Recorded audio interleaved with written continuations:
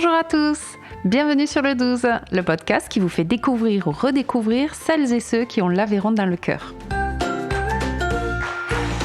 Qu'ils soient aveyronnais de naissance ou d'adoption, qu'ils soient restés ici ou partis à l'autre bout de la terre, je trouve leur parcours inspirant et j'ai très envie de les partager avec vous.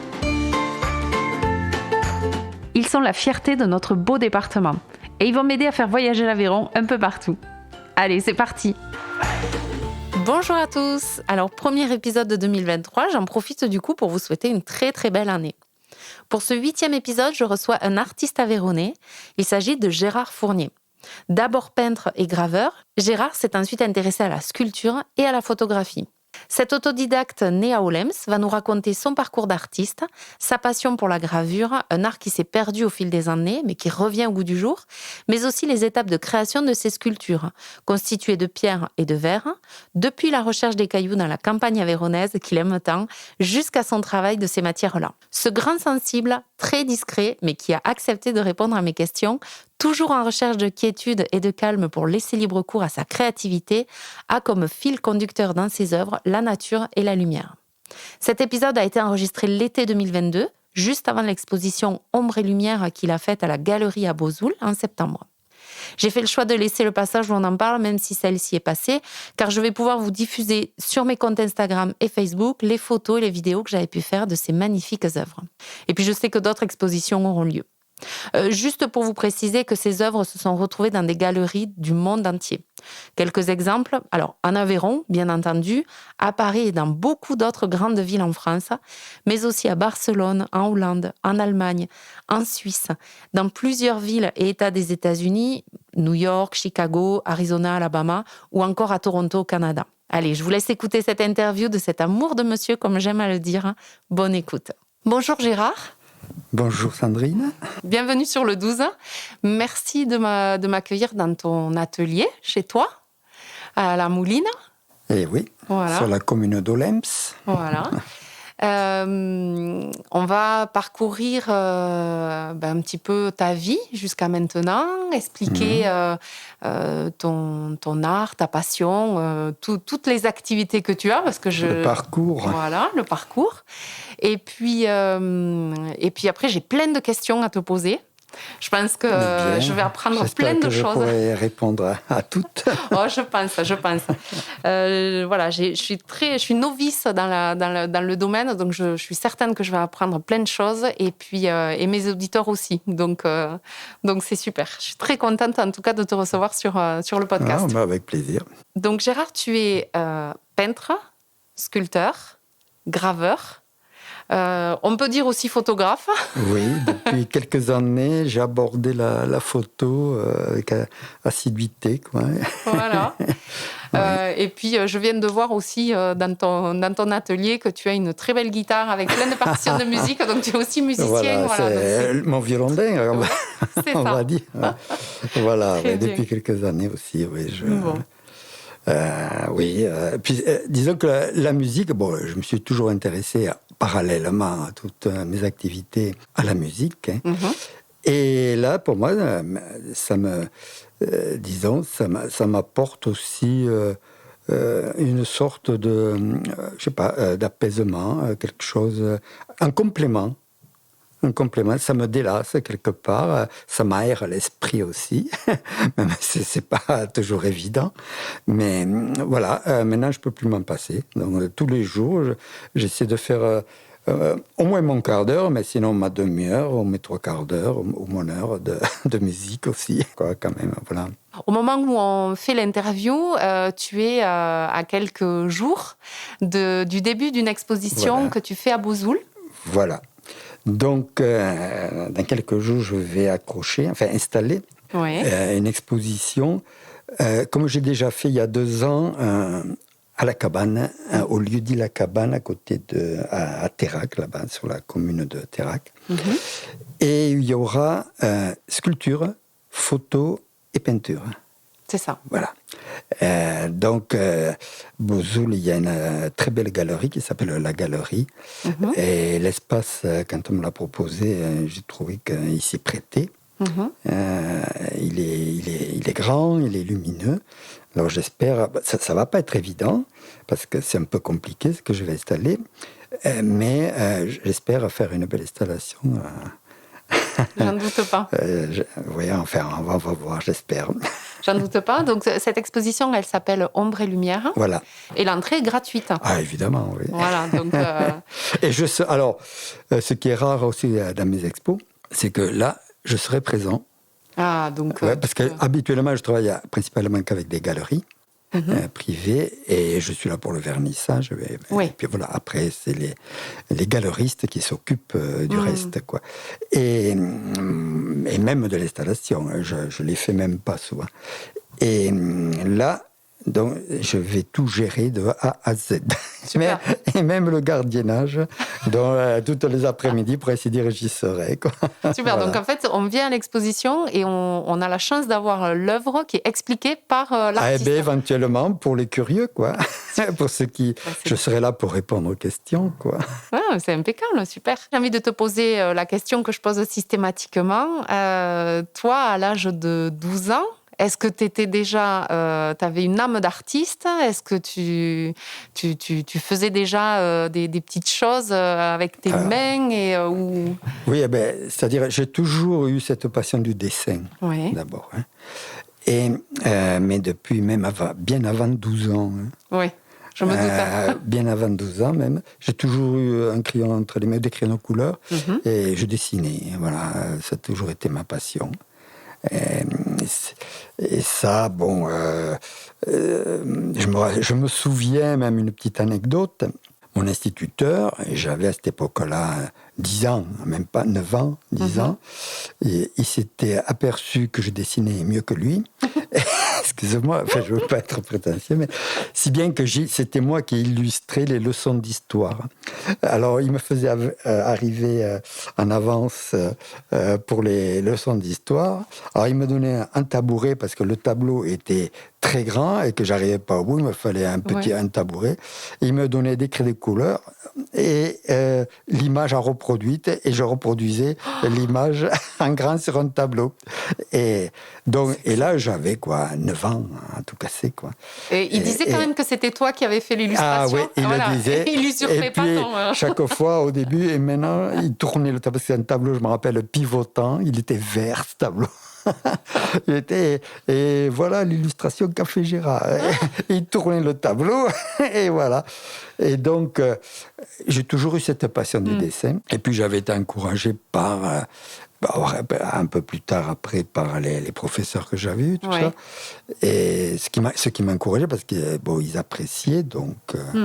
Et voilà, j'ai toujours eu cette passion, tout simplement. Tes parents étaient artistes ou pas du tout? Non, pas du tout. Donc, tu n'as pas baigné dans une maison d'artistes? Non, c'est ça qui est un peu curieux. Enfin, je n'étais pas baigné vraiment dans un milieu culturel propice à ce que je fasse de la peinture et du dessin. Ce qu'il y a, c'est que, je me souviens, ma mère, elle avait été toujours bienveillante dans le sens que quand j'avais besoin de peinture, tout ça, elle allait vite m'en acheter pour que je puisse peindre, tout ça. Ah, non, j'ai pas été jamais bridé. Si oui, c'est ça. Il y a qu'une chose qui m'a un peu, parce que quand j'avais 16 ans, je voulais faire les beaux-arts, évidemment, et j'avais pas pu les faire, faute de moyens financiers, etc. Et je suis parti dans le monde du travail à 17 ans, j'ai travaillé, voilà.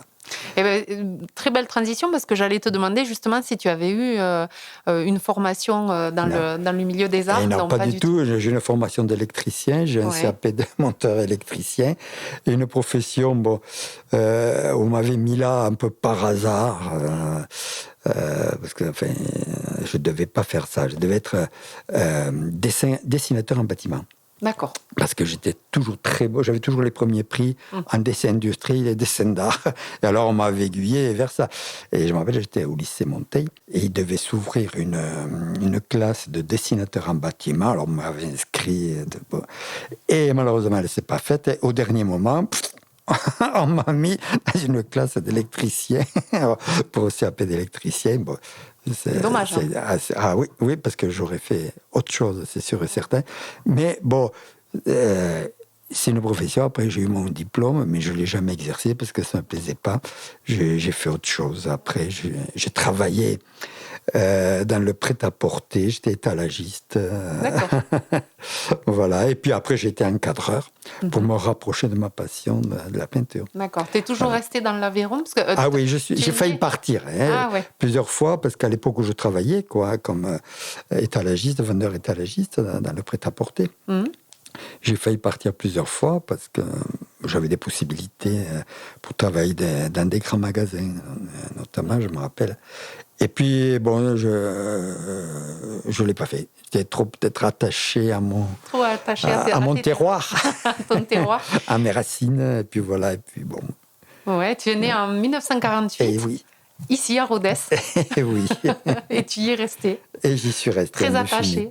On va en parler au travers de tes œuvres, puisque ton terroir est aussi mon inspiration. Voilà, ton inspiration. Ah ouais. C'est ça. Donc, alors moi, j'ai noté que tu peins depuis le début des années 70, donc à peu près 20-22 ans. Voilà, c'est ça. Et c'est là que j'ai commencé à peindre d'une façon très régulière. D'accord. Voilà. D'accord. Plus. Très régulière. Et je peignais quand j'avais tous les week-ends, parce que je travaillais à l'époque. Et disons, d'une façon suivie, quoi. Mais alors, j'étais issu de l'école parce que à cette époque-là, il y avait des peintres locaux comme Jean Ferrieux, comme Roger Serpentier, notamment. Il y en avait quelques autres aussi, qui étaient issus... c'était les premiers peintres que j'ai découverts quand j'étais tout jeune.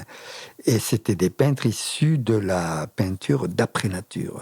Et c'était une école classique, quoi, tout le 19e, tout le début du 20e. Et moi, j'étais imprégné de cette école-là. Et j'ai peint toujours d'après-nature. D'accord. Voilà. D'accord. J'ai commencé comme ça. J'ai noté aussi qu'en parallèle de 1976 à 1986, tu as pratiqué la gravure taille douce. Voilà. Est-ce que tu peux nous expliquer ce que c'est ? Alors, c'était la gravure que faisait autrefois Eugène Viala. Parce que j'ai toujours été accroché par son œuvre, parce que c'était un grand artiste, un très grand artiste, et surtout un grand aquafortiste. Et il s'est trouvé que j'ai eu l'occasion, par l'intermédiaire d'un ami, de me procurer une presse taille douce, parce que si on n'a pas ça, on ne peut pas pratiquer, surtout quand on est en province. Et là, je me suis mis à graver, et en autodidacte, mais enfin, comment dire, quand j'ai commencé à commercialiser mes gravures, parce que la base c'est du dessin, je maîtrisais assez, j'ai eu un certain succès commercial, et puis là, je suis rentré dans le monde de la gravure à Paris par l'intermédiaire de René Tazet, qui était un taille-doucier, c'est-à-dire c'était quelqu'un qui tirait les gravures pour les artistes, pour les graveurs. D'accord. Et il avait un atelier aussi où les graveurs qui n'avaient pas de presse pouvaient travailler. Alors j'ai fait la connaissance de cette personne qui m'a donné des tuyaux, qui m'a fait aborder l'aquatinte notamment. Et je lui faisais, une fois que ma planche était gravée, que j'avais gravée ici, que j'avais fait mes épreuves d'état, mes épreuves d'essai, je lui donnais ma planche, j'allais le voir, on faisait un autre tirage d'essai, et puis j'ai donné le bon à tirer, et il me tirait 20, 30 ou 40 gravures comme je lui commandais à l'époque. Voilà. D'accord. Et là, il y avait tout un milieu. Alors là, on est dans les années... oui, comme tu dis, parce que j'ai arrêté la gravure en 86. Alors, au début des années 80, là, j'ai connu tout le milieu un peu de la gravure aussi à Paris. J'ai connu d'autres artistes. Et grâce à René Tazet, qui était après considéré comme un des plus grands taille-douciers et un des derniers taille-douciers qu'il y a eu à Paris. D'accord. Aussi, parce qu'après, il y a eu une grande baisse de la gravure à la fin des années 80, 90, et il y a beaucoup de taille-douciers qui ont fermé. Ça se faisait plus ça s'est industrialisé non, mais c'était passé de, on va dire, pas de mode.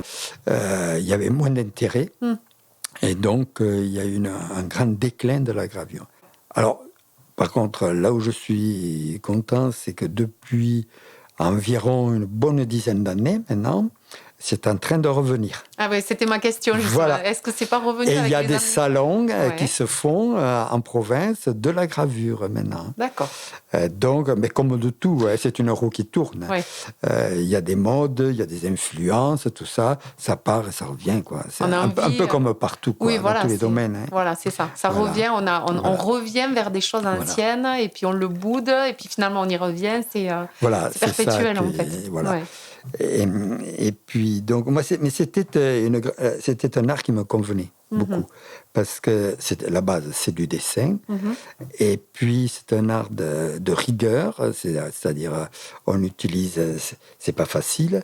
C'est-à-dire, on utilise des vernis, on utilise l'eau forte, c'est de l'acide mélangé avec de l'eau. Ou sinon, c'est le perchlorure de fer. Il y a toute une alchimie, une technique à maîtriser pour pouvoir après arriver à faire quelque chose.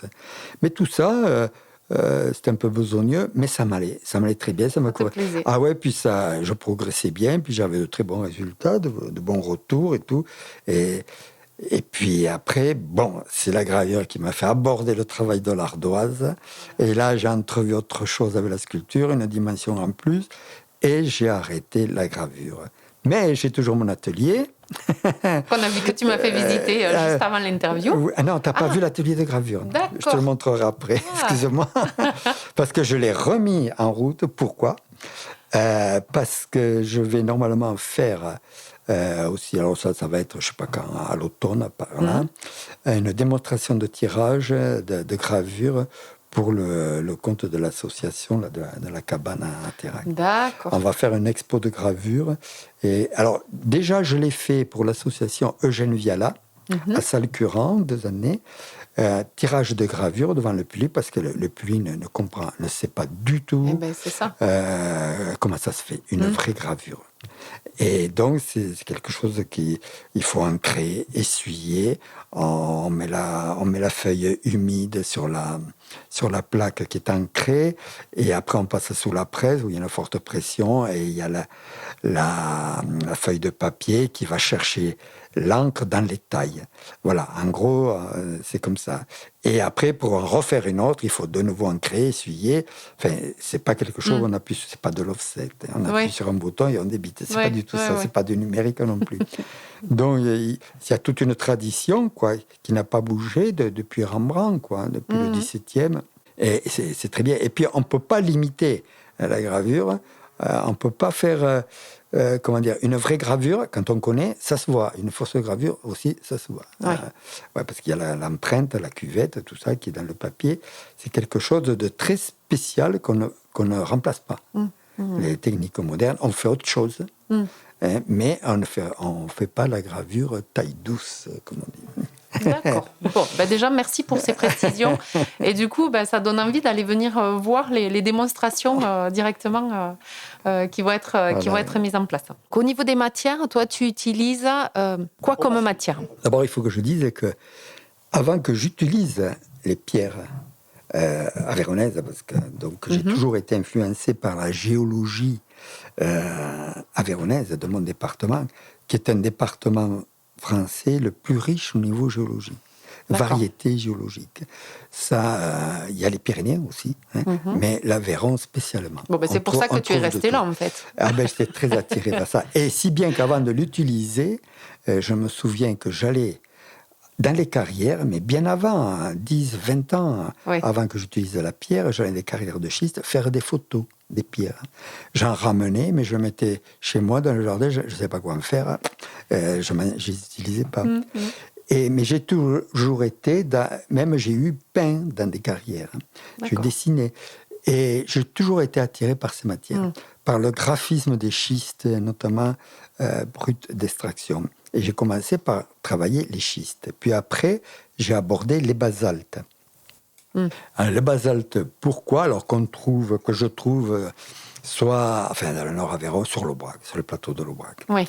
Et parce que c'est une matière, je trouve, qui a une force qu'il n'y a pas dans les autres. On ne le trouve pas dans le granit, à mon avis, encore moins dans les marbres. On le trouve...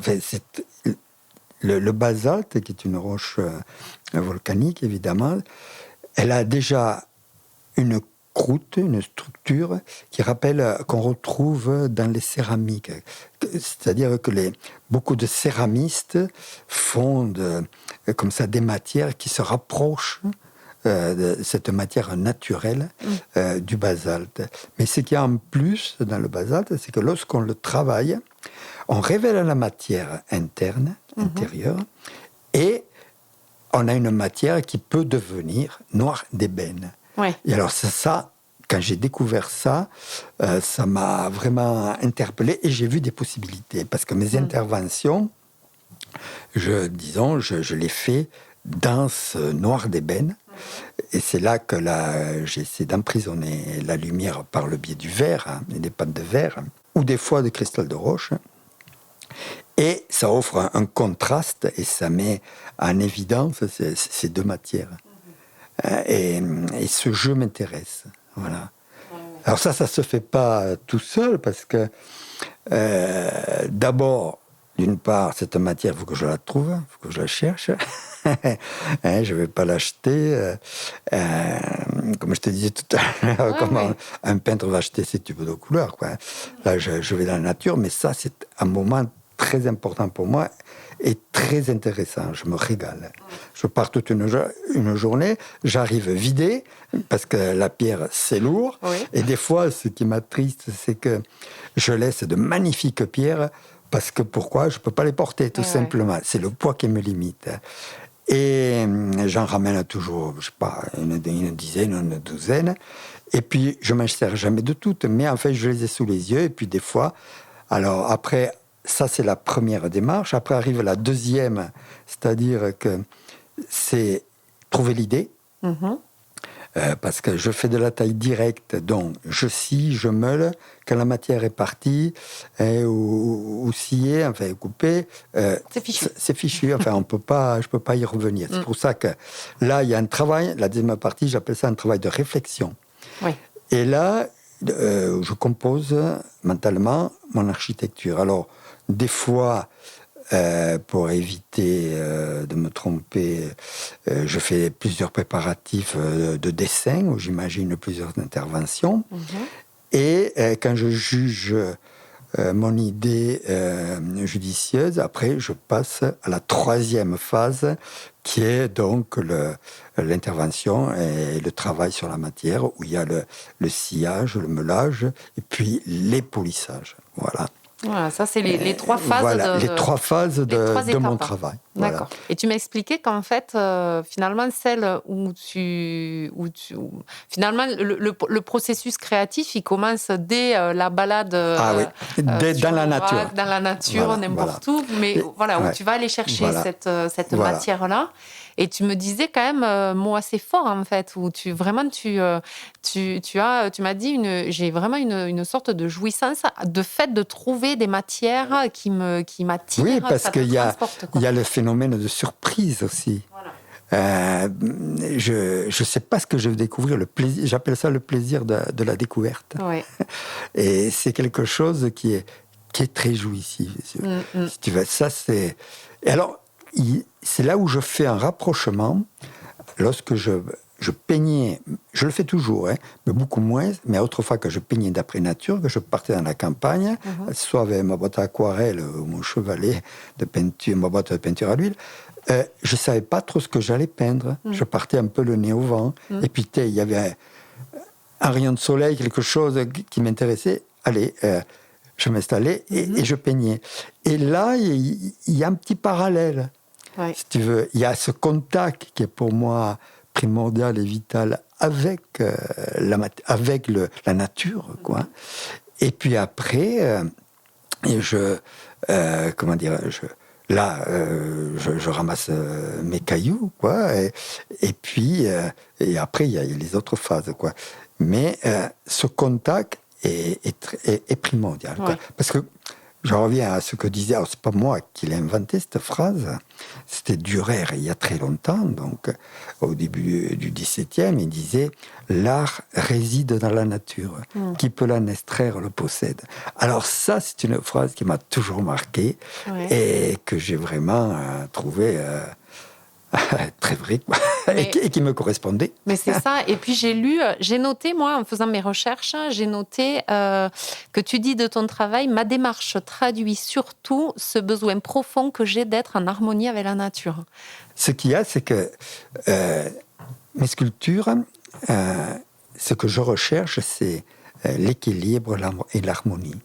Et qu'au premier regard, quand quelqu'un les voit ou les découvre, il ne pense pas à moi. C'est-à-dire qu'il pense que c'est la nature qui a fait ça tout seul. Et puis après, lorsque on s'y attarde et qu'on regarde, on s'aperçoit que là, la main de l'homme, enfin, là, disons, il y a une présence humaine qui est passée par là. Voilà ma démarche, si tu veux. Et oui, l'équilibre, c'est pour moi est très important. Puis équilibre dans le sens des formes, dans le sens de la structure et dans le sens de l'architecture aussi. C'est ça. Quand je fais une découpe, je la fais jamais n'importe où. Tout ça est calculé. Alors des fois, je me base aussi au nombre d'or, aussi, qui est une base sacrée, quoi, de proportion. Tout ça n'est pas fait au hasard, quoi. Et il faut que pour moi, mais alors ça c'est très subjectif, quoi. Il faut que pour moi ce soit tout équilibré et harmonieux. Voilà un peu les bases, quoi. Oui, j'avais noté moi comme question, parce que ça m'intéressait de savoir, est-ce que dès le départ, quand tu vois finalement la pierre à l'état naturel, est-ce que déjà tu as calculé ce que tu allais en faire, ou est-ce que ça se met en forme au fur et à mesure de ton travail? Mais non, toi alors déjà, les deux. Ah, les deux. Parce que des fois, quand je vois il y a des pierres, j'ai l'idée qui arrive de suite. Ouais. Je sais où je vais faire l'intervention. Mais d'autres fois, la pierre m'intéresse, mais je ne sais pas. D'accord. Et c'est pour ça que j'ai toujours un stock de pierres chez moi. Oui, j'ai vu. Parce que l'idée, elle peut m'arriver 1 mois après, 6 mois, et des fois, elle m'arrive 3 ou 4 ans après. Ouais. Parce que là, je sens... Et puis, il n'y en aura pas 2 de pareil, c'est pour ça. Et des fois, j'engage comme ça des pierres. Mais disons que l'idée, ça, c'est... Comment dire ça se cultive pas. Enfin, ça arrive... on ne sait pas trop, enfin, je ne sais pas trop comment, quoi. Et des fois, un beau jour, clac, au premier coup d'œil, cette pierre que j'ai là depuis 4 ou 5 ans, ça y est, maintenant, je sais comment je vais faire. Voilà, c'est ça. C'est très bizarre, c'est très bizarre. Pour ceux qui... J'arrive pas trop même vraiment à le définir, quoi. C'est quelque chose... C'est un don? Oh non, il ne faut pas aller jusque-là. Non, l'idée, elle arrive là. Des fois, on ne sait pas trop. Je crois qu'aussi, il y a le phénomène de disposition. Tous les jours. Puis, il ne faut pas se forcer à créer. Il ne faut pas se forcer à vouloir faire quelque chose aussi. Il faut que ça arrive naturellement. Si on se force, et ça, j'ai pu le remarquer, en peinture aussi, c'est pas là où on va faire les meilleures choses. Oui, c'est contre nature, en fait. Il y a un peu, ouais. Ouais. Bien que la technique, elle est nécessaire, si tu veux. Il faut travailler pour en être, pour s'en servir comme il faut, pour essayer d'en être maître et pour la mettre au service de son expression. Donc il faut pratiquer, et tout ça n'arrive pas du jour au lendemain. Est-ce que tu as de l'inspiration tous les jours, ou des fois tu as l'impression que si tu n'as pas d'inspiration, eh ben, c'est pas grave, on verra demain. Voilà, c'est ça. C'est ou des périodes, ça. des fois, de ta vie où tu as eu l'impression d'avoir moins d'inspiration, d'être moins créatif. Tout à fait. Ça, c'est quelque chose qui... je sais pas, ça se gère pas, ça, tellement, quoi. Alors, ce qu'il y a, c'est que, comme je pratique plusieurs techniques, pour moi, c'est pas quelque chose qui m'affole, quoi.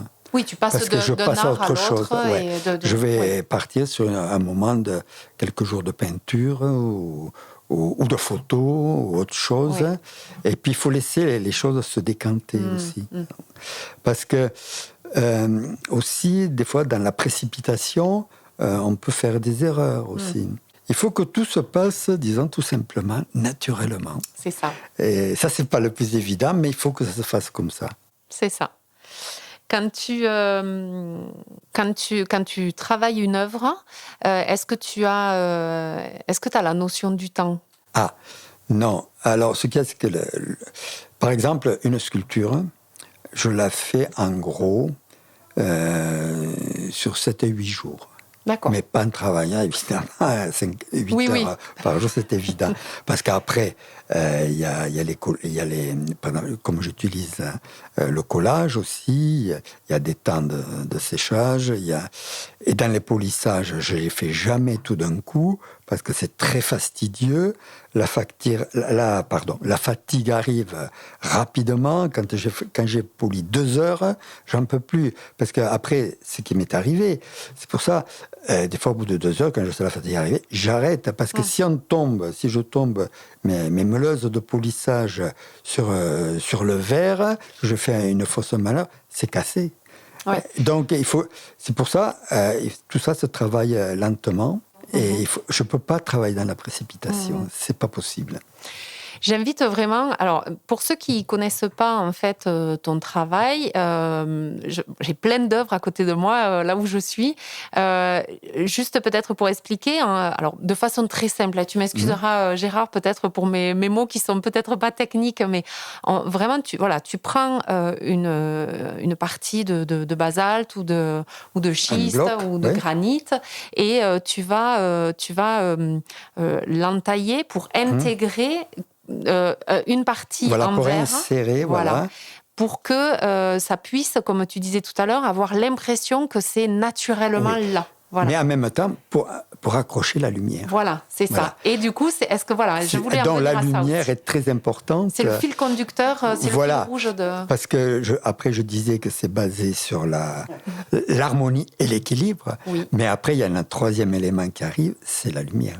Qui va mettre et révéler les matières. Oui, c'est ça. Et il y a une espèce d'opposition qui va se faire, qui n'est pas vraiment une opposition, puisque le verre ou le cristal, c'est minéral. Oui, c'est ça. Voilà. Mais il y en a une qui va être opaque et l'autre qui va être transparente et qui va accrocher la lumière. Et c'est ce jeu donc, qui m'intéresse vraiment et qui révèle les matières et qui va faire vivre ces morceaux de basalte qui vont les révéler.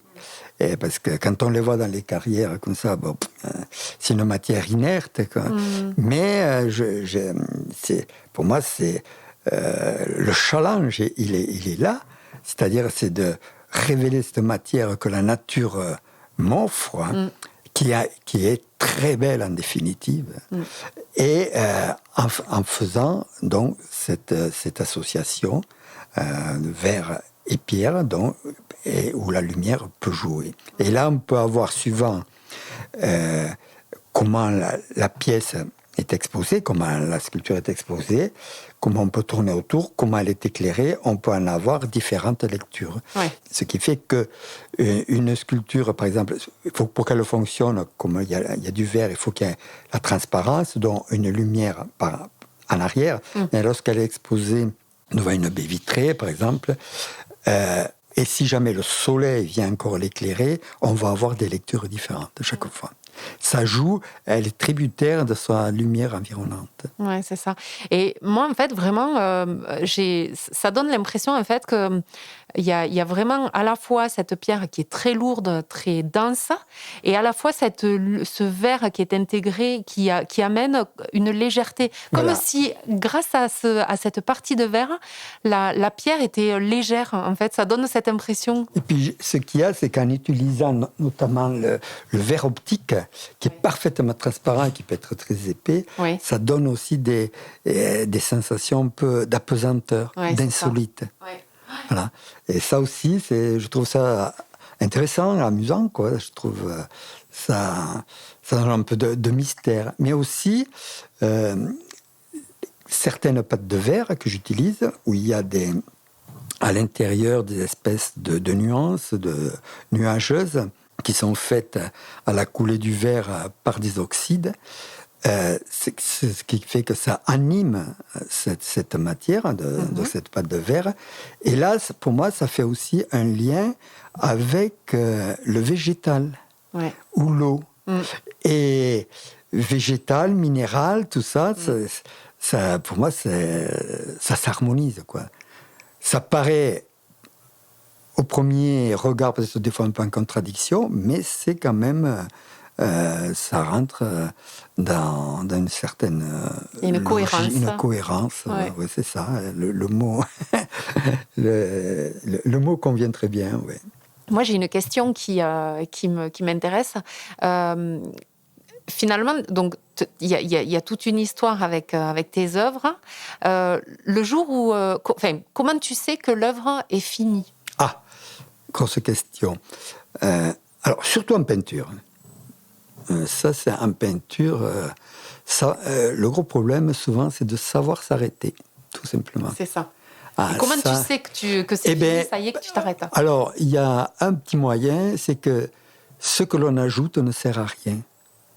Il suffit de s'apercevoir de ça. Oui. C'est pas évident, ça ne marche pas tous les coups. Oui. Des fois, parce que des fois, l'essentiel dans une peinture est dit dès le départ. Hein. Ça peut être dans les 10 premières minutes. Tout est dit. Des fois, il faut continuer plus de temps, quoi. Des fois, ça sera au bout de 2 heures, 1 heure, on ne sait pas, 3 heures. Et donc, savoir s'arrêter, ça a toujours été... mais pour tous les peintres aussi.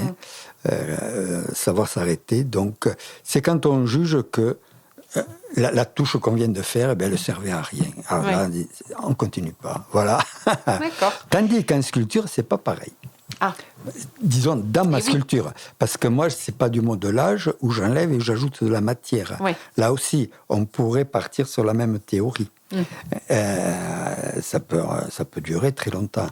Tandis que là, non. Parce qu'il y a une idée, si tu veux, qui fait que quand ma pierre est taillée, que tout est assemblé, que tout est poli, et bien au bout d'un moment, quand le polissage est terminé, c'est fini.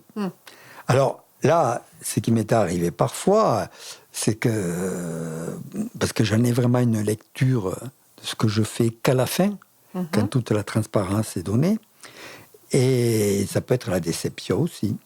Parce que si je vois que mince, j'aurais dû intervenir, faire le sillage un peu plus haut, je ne l'ai pas fait au bon endroit, enfin voilà. Mais disons, il y a un moment où là, je ne me pose plus de questions, c'est terminé. Alors des fois, c'est terminé positivement, et des fois négativement encore aussi. Ça peut être... Mais des fois, alors, ce qu'il y a, c'est que j'arrive à anticiper aussi. Maintenant, avec le temps et l'expérience, c'est que des fois, je fais mon assemblage, ou même des fois, je ne le fais pas. Mais je sais m'arrêter avant.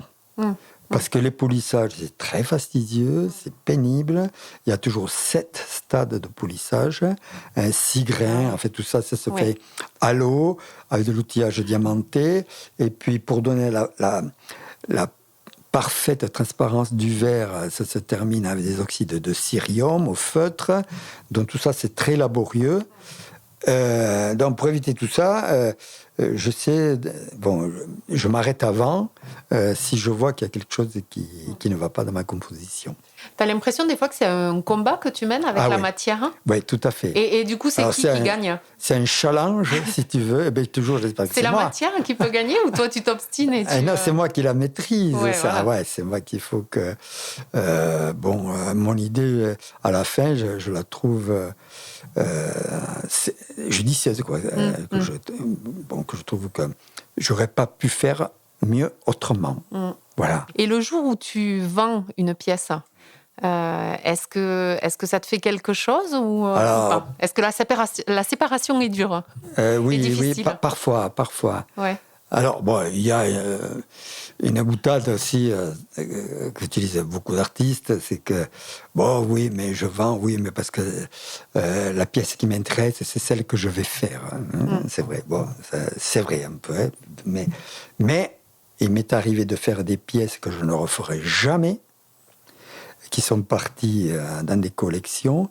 Et là où c'est très frustrant, c'est quand des fois, mais ça se passe dans les galeries, quand des galeristes, dès le vernissage, achètent une pièce et qu'ils la prennent. Alors ça, des fois... T'as même pas le temps de la montrer, en fait. Voilà, les galeristes, des fois, n'ont pas le choix, commercialement parlant.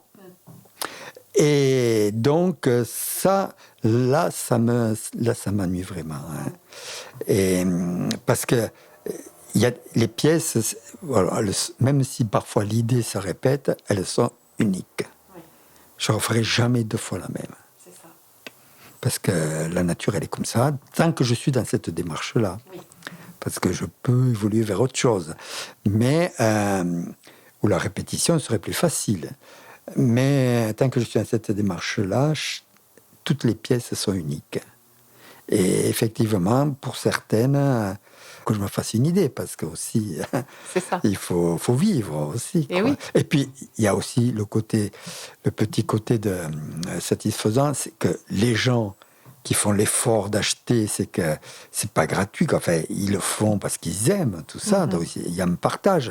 Et il faut savoir que l'art, en définitive, c'est un moyen de communication aussi. Hein? Ouais, j'allais te demander, quel est le message? Et c'est là que, si tu trouves l'utilité de l'œuvre, si tu veux, quand d'autres personnes, alors là où c'est important aussi, quand ce sont des personnes d'autres cultures, d'autres pays, qui apprécient ton travail et qui te le prennent.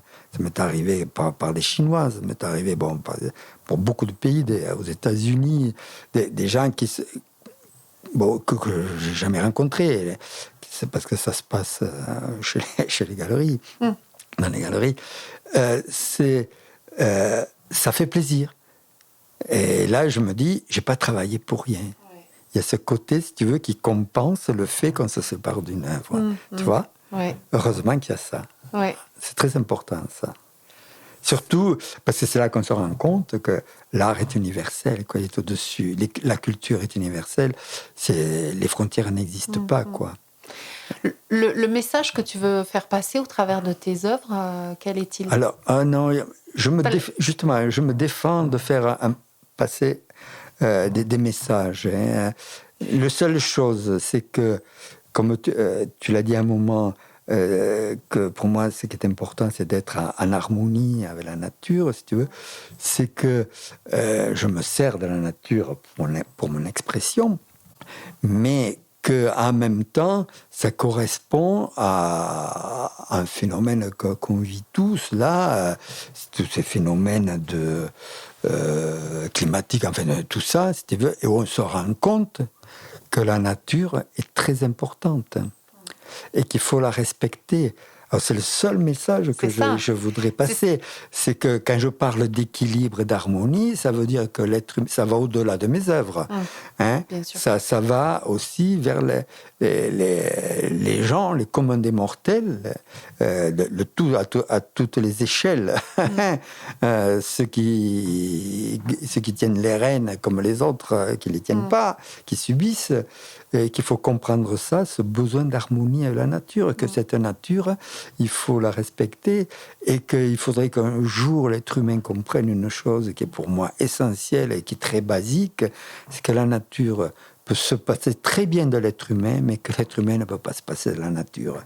Et tant qu'on n'aura pas compris cette chose aussi élémentaire, aussi basique, on aura beau faire n'importe quoi, on ne pourra pas,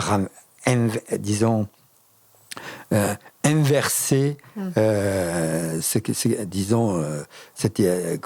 évolution qui est inquiétante, entre guillemets, qui j'espère, enfin, il ne faut pas désespérer non plus, mais tout est là. Il faut prendre conscience de ça. Et le jour où ils prendront, parce que moi je me mets pas, je suis pas un décideur, moi. Je suis quelqu'un du peuple, de la base, donc c'est pas moi je décide rien du tout, je fais mon truc. Enfin, j'ai ma démarche perso où je respecte, mais ça il faudrait que ce soit universel, quoi. Et beaucoup de choses, je pense que beaucoup de mots de notre société se régleraient, commenceraient, on pourrait envisager de les régler. Eh ben, c'est un très très beau message, hein, finalement. Tu vois que tu passes un très beau message au travers de tes œuvres. Alors que je me défends de passer et puis de jouer la fibre intellectuelle, écolo, tout ça. Non, c'est pas trop mon truc. Mais il y a quand même un fond. Est-ce que, au fil des années, ton art a évolué ? Oui, évidemment. De quelle manière ? Beaucoup. Alors, parce que j'ai débuté, quand j'ai débuté, j'ai fait énormément d'aquarelle, et en même temps la peinture à l'huile. Puis je suis passé à la gravure. Puis la gravure, c'est elle qui m'a amené à la sculpture par le biais de l'ardoise noire, parce qu'il y avait un rapport avec le noir de mes gravures. Donc, à travers la sculpture, parce que j'ai commencé l'ardoise noire, mais après, donc les schistes, puis sont arrivés les basaltes, puis après j'ai utilisé aussi des granites, quelques marbres, très peu, j'en ai très peu fait en marbre. Mais disons, il y a toujours eu une évolution. Puis il y a autre chose aussi qui s'est passé, donc une anecdote. Ma fille, un jour, me dit j'aimerais que tu m'en fasses une toute petite et que je mettrai autour du cou. Alors ça, tiens, quelle est cette idée farfelue, parce que bon. Et puis, je lui ai fait une mini-sculpture, une toute petite mini-sculpture avec un trou, un lacet, et voilà. Et là, grâce à cette suggestion, j'ai entrevu autre chose. Et c'est là que j'ai abordé, que j'ai commencé à faire l'effort en minéraux, et que j'ai acheté des pierres semi-précieuses, comme des quartz, que plus tard j'ai intégré dans mes sculptures, des sodalites, des lapis-lazuli, des quartz rutiles.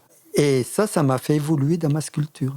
C'est-à-dire que j'ai utilisé également, pour faire des petites pièces, des petits bijoux, j'ai intégré la feuille d'or. Et après, j'ai eu l'idée de l'utiliser pour mes sculptures, parce que je les utilisais en tant que réflecteur entre la pierre et le basalte. Donc, chaque fois, ça fait des évolutions. Et tout ça, ça s'est fait un peu naturellement. Mais quand on travaille, il y a des idées comme ça qui arrivent et puis qui se répercutent sur autre chose, quoi. C'est, à d'autres moments. Et voilà, quoi. Donc, il y a toujours eu... comment dire, ça a été toujours une boule... Comment dire oui, une roue, quoi. Enfin, une roue qui avance. Qui avance tout doucement, tout doucement. Et puis, donc, après, il y a eu la photo aussi, que maintenant j'associe avec mes sculptures, parce que j'ai trouvé par hasard aussi, parce que je faisais de la photo pour faire de la photo uniquement, et je m'étais trouvé une fois, c'était à Montpazier, il y avait une église qui était ouverte, il faisait un grand soleil, et je suis allé m'y balader, parce que quand je vais dans une ville, toujours, je vais voir les musées, je me baladais pour voir les vieilles architectures, dont les cathédrales, les chapelles, tout ça. Je fais pareil. Et donc, et là, je rentre, il y avait un soleil éclatant, et je vois au sol, il y avait des dalles de pierre, je vois des couleurs, comme ça, tout un graphisme de couleurs. Et c'était les rayons de soleil qui passaient dans les vitraux et qui allaient s'étaler sur ces dalles de pierre. Et là, j'avais mon appareil, heureusement, avec moi. J'ai fait une série de photos, et puis voilà, après, je suis parti. Et puis après, je sais pas, 2 jours après, quand je les ai mis sur mon ordi, que je les ai tournés un peu, là, comme ça, et c'est là que je me suis dit, mais là, tout ce graphisme, il y avait du noir et des couleurs, tu sais, ça se rapproche un peu à mes sculptures. Et j'ai fait toute une démarche comme ça, dans des chapelles ou des églises, pour essayer de photographier ces rayons de lumière. Alors c'est comme ça que je me suis retrouvé dans différentes, dont la chapelle romane qui est magnifique d'Andernos, parce que tous les ans, j'essaie d'aller faire un petit séjour au bassin d'Arcachon, parce que là-bas, comme je dis souvent, les aquarelles tombent toutes seules à l'inspiration. Alors je me délasse à faire quelques aquarelles comme ça au bord du bassin.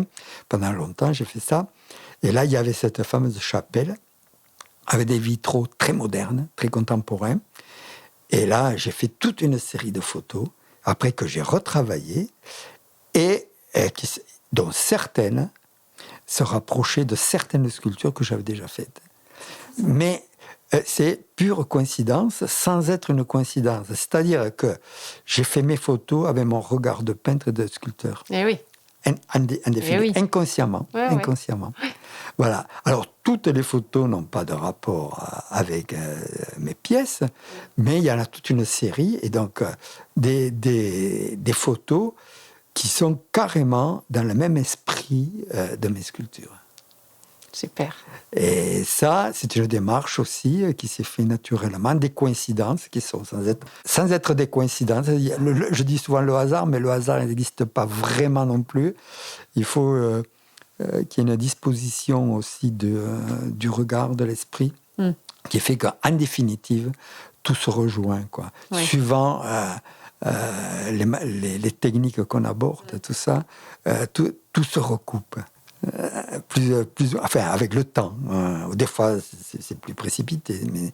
Puis, il y a un fond qui est là, je pense, qui est depuis là très longtemps, et puis qui ressurgit comme ça, et qui se traduit sous différentes formes, à travers différentes techniques, quoi. Quel est le plus beau compliment qu'on puisse faire sur ton travail ? Je ne m'attarde jamais sur les compliments, parce que ça pour moi, c'est une erreur. Ça fait plaisir. Quand on entend des gens qui aiment ce que je fais. Il y a quand même une anecdote, c'est qu'un jour, une personne m'a fait plaisir quand elle sort de mon expo, enfin, et puis elle vient me parler, elle me dit, écoutez, j'ai regardé votre exposition, mais j'ai éprouvé les mêmes sentiments quand j'écoute Malheur ou quand je lis Giono. Et je l'ai regardé des grands yeux, et le gars, j'ai vu qu'il était très sincère. Et ça, pour moi, c'est un compliment, quoi, parce que je vois que sentimentalement, quoi, mon travail n'a pas laissé cette personne indifférente, quoi. Et lui-même, il a fait des parallèles. Alors ça fait plaisir aussi, quoi. Ce qui te plaît, c'est l'émotion que peut ressentir la personne quand elle voit ton œuvre. Ce qu'elle va ressentir au plus profond d'elle, quoi. Et on voit, les gens, parce que des fois ça peut être très artificiel, même souvent c'est artificiel, mais souvent aussi c'est très sincère, quoi. Ça se voit vite. Et puis quand les gens sont heureux de posséder ce que j'ai, quoi. Enfin, ce que j'ai fait, pardon. Ça, comme je disais tout à l'heure, j'ai pas travaillé pour rien, quoi. Donc, c'est ça. Et je redis de nouveau, quoi. L'art, c'est en définitive un moyen de communication. Ah ouais. Tu as l'impression qu'un artiste est plus sensible que d'autres personnes. On en parlait tout à l'heure. La sensibilité. Quand tu me faisais visiter ton atelier, et on parlait justement de ce moment où tu choisis la pierre et ce qu'on peut ressentir finalement quand on est dans la nature. On parlait de cette sensibilité. Elle est nécessaire. Ah ouais. D'ailleurs, moi, j'ai toujours été... je me rappelle, un docteur le disait à ma mère quand j'étais malade autrefois. « Oh, vous savez, votre fils, c'est un grand émotif et un grand sensible. » J'étais jeune. Donc déjà, bon... Elle disait quoi ? Oui, je le sais. Je sais plus ce qu'elle a dit. Je sais plus ce qu'elle a dit. Peut-être, je pense qu'elle a rien dit. Mais enfin, moi, je m'en rappelle. Je me souviens de cette réflexion. Donc, je suis un émotif, c'est évident. Des fois, j'ai du mal à cacher mon émotion aussi. Et la sensibilité, je pense, pour être ému par un éclairage, un rayon de soleil sur une feuille morte, ou sur une lande, ou sur une flaque d'eau, enfin, un reflet d'une flaque d'eau, si on n'a pas une certaine sensibilité, on ne peut pas être ému par ces banalités, quoi, qui nous entourent, on va dire. C'est ça. Est-ce que du coup, ton art, c'est pas finalement ce qui est visible de ton ressenti intérieur ? Est-ce que c'est pas... est-ce que tu matérialises ça, du coup, ça m'y fait certainement. penser. Quoi. Parce que souvent, j'ai eu beaucoup de réflexions de personnes, notamment sur certaines peintures, qui me disaient... Ah, moi j'aime bien cette peinture parce que ça reflète un calme, ça reflète une sérénité. Et bien effectivement, moi c'est ce que je recherche. Moi je ne suis pas du tout un expressionniste. C'est pas ma tasse de thé, quoi. Enfin, j'aime bien et je respecte, mais je suis toujours à la recherche d'une harmonie et puis d'une sérénité. Et ça c'est quelque chose... que j'ai en moi, quoi. Puis j'y peux rien, quoi. Mais ça se ressent. Je déteste tout ce qui est vulgaire, tout ce qui est violent, tout ce qui est bling-bling. C'est pas du tout... Enfin, moi, ça me correspond pas. J'aime pas la foule non plus, tu vois. Donc, non, j'aimais bien être dans mon coin. Et puis essayer... comme ça aide... comment dire, à compenser les turbulences de la vie aussi, ce recherche de quiétude c'est aussi. Ça. Mais ça, bon, je ne suis pas le seul, il y en a des quantités de peintres, d'artistes qui sont aussi, qui éprouvent ce besoin, quoi. Oui, mais après, il peut y avoir des artistes qui ont besoin de mouvement autour d'eux pour composer, et finalement, toi, c'est le calme qui va guider ton travail, quoi. Voilà. Alors, c'est une interview un peu particulière parce que j'ai quand même quelqu'un qui m'a aidé pour certaines questions. Alors, pas celle que je viens de dire là, ça, j'ai fait toute seule comme une grande. Mais par contre, la personne qui nous a... pas forcément mis en lien parce qu'on s'est connus au travers de moi, ma fille et toi, ta petite fille, qui sont amies. Mais j'ai une collègue à moi qui s'appelle Muriel, pour pas la citer, qui est une grande amatrice de ce que tu fais, de tes œuvres. Et je lui ai proposé, comme elle m'a parlé de toi, elle m'a dit il faut absolument que tu le reçoives sur le podcast. Je lui ai dit je te propose de me donner 2-3 questions que tu aimerais pouvoir lui poser. Alors du coup, elle me dit je sais qu'il peut tout peindre, des paysages, des portraits, des natures mortes incroyables. Je me questionne sur sa préférence en tant que peintre. C'est vrai que j'ai pratiqué un peu tout, quoi. Et puis dans différentes techniques, aquarelle, pastel, donc gravure. Ma préférence, j'aime beaucoup peindre d'après nature, le paysage, je crois, j'aime bien, parce que à cause de ce contact avec la nature, et je retrouve comme ça un certain calme, une certaine inquiétude que j'essaie de faire transparaître dans mes peintures. C'est pour ça que j'ai beaucoup travaillé comme ça, dans ce sens d'après nature. Bien que je travaillais énormément en atelier aussi, que j'ai fait du paysage en atelier, parce que souvent, quand je peignais d'après nature, je faisais des petites aquarelles. Je doublais 2 fois d'une photo, quand je trouvais le sujet vraiment très intéressant, et puis je reprenais ça sur une toile plus importante en atelier, mais de mon aquarelle et d'une photo éventuellement. La photo en tant qu'aide-mémoire graphique uniquement, quoi. Et ça, je le faisais rapidement, parce qu'après, la mémoire jouait beaucoup. Et donc, j'ai beaucoup travaillé en atelier. Et puis, ce que je te disais tout à l'heure, c'est que je me forçais aussi, mais ça me forçait vraiment à faire des exercices de nature morte, tout ça, pour faire mes gammes aussi. Et je composais mes natures mortes en atelier, je faisais surtout ça l'hiver, et je traduis ma lumière par rapport à des objets complètement anodins qui m'entourent.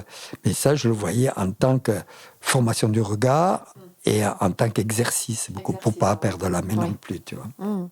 D'accord. Mais les meilleurs moments que j'ai passés, c'est dans la nature. Ah ouais, quand on est dans les éléments, même des fois, ils n'étaient pas, parce que des fois, il y avait une averse, des fois, il y avait du vent, mais c'est là, quand on est dans les éléments, où je me régalais le plus. Ensuite, elle me dit, alors, la lumière est très importante dans toutes ses œuvres, sculpture, peinture, photo. Est-ce qu'il y a un art parmi ces 3 qui lui permet de la retranscrire plus facilement ? Facilement, rien n'est facile, mais le plus rapidement possible, évidemment, c'est la photo. La photo, en un clic, en fraction de seconde, tac. Mais c'est autre chose. Ce sera la photo le plus facilement. Mais après, après viendra la peinture et après la sculpture, parce que la sculpture, c'est plus délicat. Il y a une autre dimension et il y a une confrontation à la matière qui est autre. Et enfin, dernière question qu'elle me pose, est-ce que le peintre qu'il est aurait pu consacrer sa carrière artistique et ses œuvres à une couleur monochrome, comme Pierre Soulages ou Yves Klein, et travailler la lumière uniquement sur cette couleur-là ? Oui, alors je ne pense pas, bien que, j'adore le gris. et j'adore. Alors, toujours, je me suis dit, j'ai toujours dit, je suis peintre, mais je ne suis pas un coloriste. Je suis un valoriste. Qu'est-ce que c'est un valoriste ? Un valoriste, c'est quelqu'un qui ne tient pas compte de la couleur, qui traduit l'espace et la lumière par des valeurs. C'est-à-dire que des fois, j'ai fait des peintures que dans des gris, des différents gris, donc c'est presque monochrome, et où j'ai réussi à traduire l'espace et la lumière. Voilà. Alors, pour moi, c'est la valeur qui m'intéresse et l'harmonie des tons dans une peinture. C'est pas les grandes juxtapositions de couleurs, tout ça. Hein. Et être monochrome complètement, je pense que je me serais ennuyé, quoi. Hein. C'est ça. Non. Bien que Soulages, que j'aime beaucoup, Soulages, il a travaillé le noir, mais il a pendant des années juxtaposé avec le blanc et une couleur. Hein. Et puis même sur certaines peintures, il y avait plusieurs couleurs. Hein. Bon, après, avec ses outres noires, même avec ses outres noires, il juxtaposait aussi une couleur souvent. Hein. Et après, il en a fait beaucoup, c'est que noir. Mais il jouait sur la matière, ce qui fait qu'en jouant sur la matière, il incorporait des gris, il incorporait différents noirs. Donc c'était monochrome, mais sans être vraiment monochrome. C'est ça, oui. Ouais. Justement, j'avais noté, moi, une phrase de Pierre Soulages que je trouvais très belle. Il a dit « C'est ce que je fais qui m'apprend ce que je cherche. Ce chemin n'a pas de fin. » Est-ce que toi, tu continues à apprendre sur toi au travers de ton art ? Oui. Ça, c'est une très belle phrase que je connaissais, évidemment. Je me doute. Depuis longtemps. Mais oui, il a une très, très belle définition de son art et de l'art en général. Je me régale de le lire ou de l'écouter aussi. Mais c'est vrai que quand on travaille, d'abord, on se révèle, je pense, et on découvre. C'est évident. Parce que même quand j'attaquais une peinture, je ne savais pas du tout comment elle allait atterrir. Même un simple paysage, je partais de quelque chose, et puis c'est l'aventure à chaque fois, quoi. Et tu apprends sur toi ? Ah oui, il y a ça aussi. Il y a ça aussi. Alors, il y a une chose aussi qui est très importante. Corot le disait déjà, donc c'était au 19e. Ce qui est important dans l'art, c'est d'être sincère. Pas se fourvoyer, être sincère. Et ça se voit. Et ça, c'est quelque chose que j'ai toujours remarqué. Chez les autres, et comme pour moi, si vraiment je n'étais pas sincère avec ce que je fais, je tombe dans la répétition ou je trouve ça sans intérêt. Après, il faut, comme disait toujours Corot, on peint bien qu'avec son cœur. Donc, ça veut dire beaucoup de choses, ça. Ça veut dire beaucoup de choses. Et c'est vrai que après, avec le recul, parce que ça fait 50 ans presque que je peins, avec un certain recul aussi, quand je regarde un peu tout ce que j'ai fait avant, il y a quand même un fond qui ressort, si tu veux. Il y a toujours l'espace, la lumière. Sont des éléments que se revendiquent tous les peintres, il ne faut pas se leurrer. Mais en fait, il y a quand même l'espace de la lumière, puis la sérénité, la quiétude, quelque chose de paisible comme ça, que j'ai toujours recherché depuis mes débuts. Et ça, même j'en avais pas conscience il y a longtemps. Enfin, quand j'avais 30 ou 40 ans, j'en avais pas du tout conscience de ça. Moi, je peignais instinctivement comme ça. Mais avec le temps, je me suis aperçu de ça. Donc, ça reflétait mon intérieur, quoi. C'est ça. Alors, on va passer sur des questions par lesquelles je termine toutes mes interviews. En fait, alors c'est des toutes petites questions et tu peux répondre du tac au tac. L'idée, voilà, c'est de faire un clin d'œil parce que le fil rouge, quand même, de mes interviews, c'est l'Aveyron. Ah oui. Un mot pour représenter l'Aveyron. Ce que j'ai dit tout à l'heure, par rapport à ce que je fais, ça a été ma source d'inspiration, parce que, qu'on le veuille ou non, on est inspiré par ce qui nous entoure. Et après, dès que j'ai abordé la sculpture, pour moi, l'Aveyron, c'est cette richesse et cette variété géologique que nous avons et qui a fait des paysages différents quoi, dans l'Aveyron. Quoi. Et ça, sans faire beaucoup de kilomètres. Hein. Dans l'Aveyron, c'est sa richesse et sa variété géologique. Je vais dire, c'est ça peut-être, comme ça, peut-être dans une heure, quand il sera parti, j'aurais dû dire je vais me dire, tu aurais dû dire autre chose. Bon, à l'instant, c'est ce qui me vient à l'esprit. C'est la richesse, c'est l'inspiration. Voilà, oui. Okay. Oui, et puis, oui. Un endroit où tu aimes aller en Aveyron pour te ressourcer? C'est l'Aubrac, l'Aubrac. Là où je vais dans des coins où je suis tout seul, puis j'ai mes coins aussi, où je peins, où j'ai beaucoup peint. Et puis là où je vais chercher mes cailloux, alors là, je suis toujours tout seul dans la nature, et là, je suis bien. Il y avait les Causses aussi, le Causse, quand je peignais autrefois. Maintenant, pas droit à plusieurs lieux, hein, c'est oui, pas... Oui. Ah, oui. C'est difficile des fois à choisir. Non, mais, oui, ça peut être au bord de l'Aveyron. Par exemple, il y a un endroit où je vais beaucoup. Tiens, ce sont les balades. Alors, les gens qui connaissent Oulems, Rodez connaîtront ce coin. J'adore ce coin. Parce que c'est une petite vallée. Et là, je pars souvent avec mon appareil à photo. Et je vais photographier parfois des éperviers ou des choses comme ça. J'essaie. Alors, souvent, je reviens bredouille. Mais là, il y a une espèce de tranquillité, de paix dans ces balades. Mais je ne suis pas le seul à le dire, parce qu'il y a beaucoup de gens qui connaissent et qui aiment ce coin. Et c'est tout près de chez moi. C'est même à 10 minutes en voiture. Donc, des fois, le soir, à 5h, 6h, je pars là-bas. Passer demi-heure, 1 heure, ça dépend. Profiter de la lumière du soir, là, qui fait des très, très belles photos. Ouais. Voilà, notamment. Ouais. Et c'est tout près de chez moi. Voilà un endroit, la vallée de l'Aveyron, qui est chouette, qui est jolie. Il y a de beaux endroits. Bon, pas du tout dans le même domaine, mais ton plat aveyronnais préféré? Le plat? Ouais. J'aimais bien ce qu'on fait à... Comment ça s'appelle? Le stouffiche. Ah oui.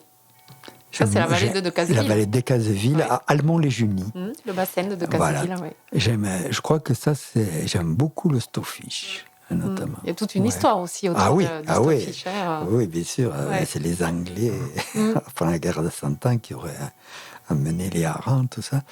Ça, c'est un de mes plats préférés. Après, la ligome que tout le monde connaît, mais le stouffiche, il y a une petite particularité, et qui est aveyronnaise, donc, que j'aime beaucoup. Ouais. On arrive à la fin du podcast, justement, et... moi, j'ai une dernière question. Alors, peut-être pas la plus facile, mais si demain on te dit tu n'as le droit de garder qu'un seul art, lequel tu garderais? Ah, ça serait bien difficile. C'est terrible, hein, cette question. Ouais. Non, ça serait quelque chose qui ne m'a jamais quitté depuis plus de 50 ans, c'est ma boîte d'aquarelle. D'accord. Parce que elle me suit partout.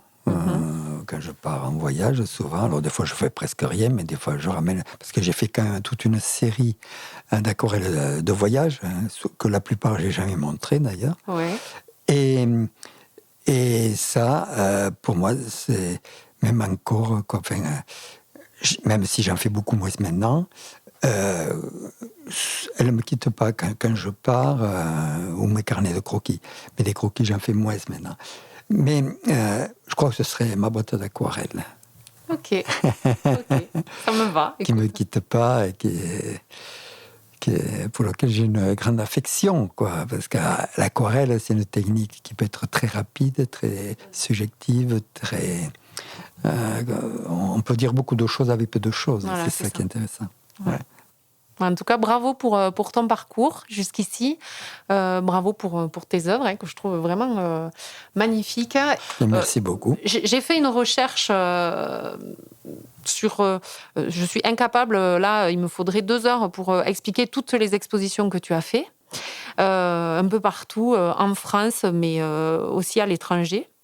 Donc bravo vraiment pour ton parcours, Gérard, et puis merci pour ton accueil, parce que vraiment j'ai eu beaucoup de plaisir à découvrir ta passion, à écouter ta passion, parce que vraiment on sent que tu es habité par tout ce que tu fais. Et je suis très contente de t'avoir reçu sur le podcast. Je pense que c'est réciproque, voilà. Parce que... Je pense que voilà, je t'ai fait découvrir le monde du podcast. Ah oui, parce le que là... podcast. Mais tout ce monde informatique, tout ça aussi, ça fait, comment on appelle ça, réseaux sociaux. Ouais, le digital. Je suis un peu en retrait, enfin disons, comme on dit vulgairement, à la ramasse, un petit peu par rapport à tout ça. C'est pas ma génération. Hein.